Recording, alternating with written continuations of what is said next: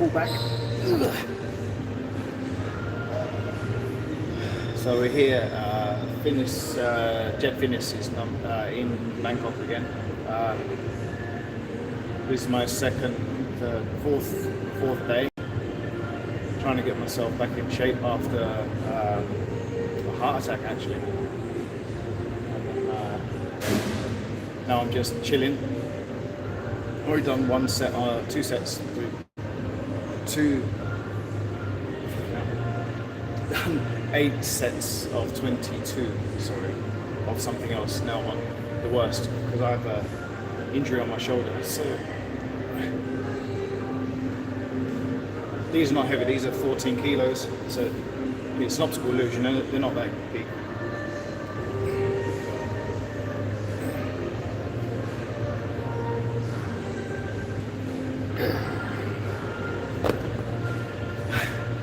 I didn't think that was going to be heavy, but it was. I suppose because I've already done stuff, but doesn't mean I can stop. So, as you can see, I have no legs. I've been an amputee for 25 years. It's going to be 26 years, literally, in 2 months. January 6, 2000, lost my legs.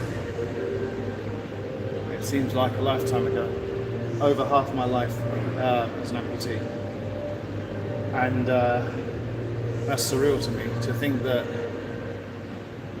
I have spent over half my life putting legs on rather than putting trainers on, putting silicone socks on instead of normal socks, and showering without feet and stuff like that. 26 years nearly. I can still remember how it felt to pull my socks on. I can still remember that feeling. The brand new trainers, that spongy feeling. When we get prosthetic legs, they actually normally feel like they're quite solid. They're like it's quite surreal how they feel. They feel like I don't know how to describe it, but the fitting is the most important thing as an amputee. And then when you walk for the first time on brand new legs, it's almost like a tiny bit bouncy. The springs are not quite as weak as they were and stuff like that. So when you wear these prosthetics like this, and you're able to walk and run, and it's so strange to have one day you've been pulling socks and shoes on and you can remember the spongy, and then when you have brand new prosthetic legs and you change from the old one, it's the same sensation, but it goes through your knees. It's kind of really weird how, as an amputee, the smallest thing makes a huge difference, like the size of the heel. The heel that I have on my shoes, if I can show you actually, yeah, my leg go back on. Okay, so if you look at a prosthetic leg here, my shoe heel, look, you see it's quite pointed up.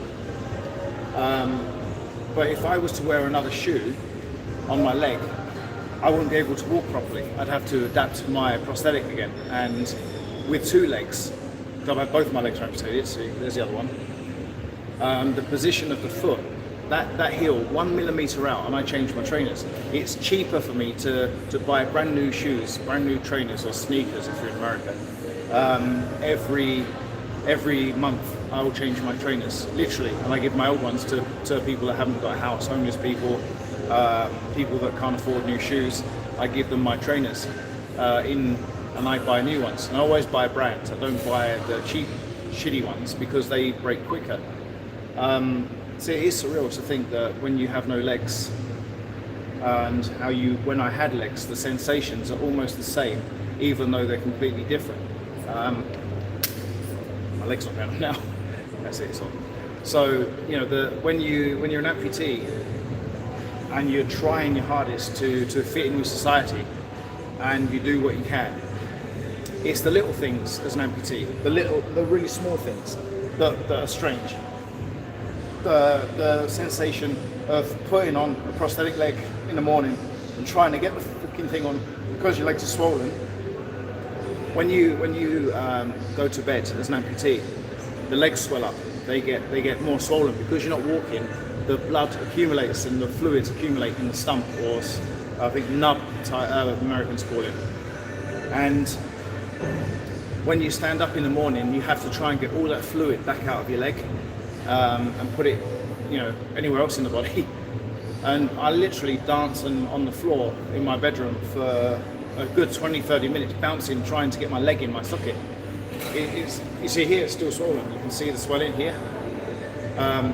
It's still a swollen leg, but I managed to get it in, so I'm very lucky. But the difference between a good fitting leg, good trainers, good shoes, good things like that, that's the difference. A really good fit is really hard to get in the morning and very hard to get off at night. It's a bit like my sex life. It's just hard to get off all the time. So, you know, even as an amputee, you can still come training. You can still do stuff that people do, but I choose to sit down because of with prosthetic legs, with my feet, with these, they have a weight limit. And if I was to go over my weight limit with my legs, I will snap them. And these are very expensive legs. In America, they get insurance that pays for legs. In the UK, they get NHS, national insurance, that gives them to you free. I have to pay, as I left the UK a long time ago. So I have broken many pairs of legs from training. So I've learned to not do that so much now. Hey, สวัสดีพี่ผมอยู่เดอะแจ๊สคูบอลมาออกกำลังกายนะครับขอโทษตอนนี้ไม่ได้ภาษาไทยแต่ว่าในช่องนี้มีฝรั่งเยอะกว่าคนไทยนะครับแต่ว่าในช่อง TikTok มีคนไทยหมดเลย So just speaking Thai to a person there because I live in Thailand full time. I speak fluent Thai. So that's the difference between being an amputee and not being an amputee. That, you know, you might look at me and go, why are you sitting down? Well, if I break my legs, it's going to cost me around £8,000 to get my legs repaired and replaced. And that means fittings and changing sockets, and you have to go through the whole process again. Every 2 to 3 years I'll change my prosthetic legs. And it's a big cost, 2 legs. So, you know, as you can see, the pros and cons of being sitting down, quite obvious. And when I fly my paramotor, that weighs 26 kilos, which I run with on my back. So when I land, I double the impact as well, because my weight plus the 28 kilos, these prosthetic legs go to 200 kilos. But with the impacts that I go through when I fly my paramotor, I use a lot more of that weight than it should do, really. So it's quite a lot.